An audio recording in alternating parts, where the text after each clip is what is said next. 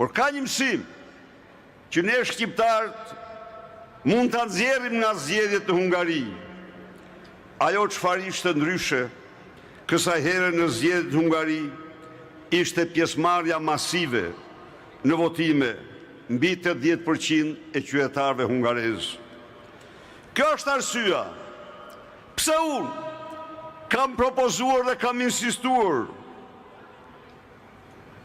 ligjin për votimin me detyrim, ligj të cilin e kanë një seri vendesh demokratike në Europë dhe në botë, sepse vetëm një pjesëmarrje e tillë e detyruar në zgjedhje në Shqipëri do mund të çlironte shqiptarët nga Afrika dhe do mund të bënte ndryshimin mbi të cilin përfundimisht arrihen rezultatet që duhen. Por sigurisht në Shqipëri një pjesëmarrje e tillë është ndaluar, është rrepsisht ndaluar.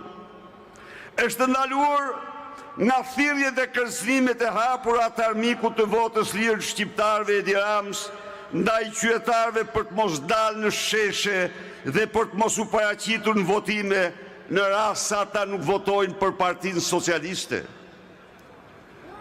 Është ndaluar nga patronazhistët, policia politike e votës së lirë të shqiptarëve që u marrin kartat, letër njoftimet qytetarëve që të cilët ditën e votimit nuk duhet të votojnë.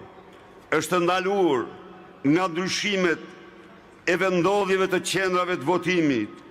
Pjesëmarrja masive në zgjedhje është ndaluar nga kërcënimet e krimit të organizuar mbi qytetarë, si dhe nga blerja masive e të drejtës së votës, pra blerja e pagesa për mosdaljen në votime.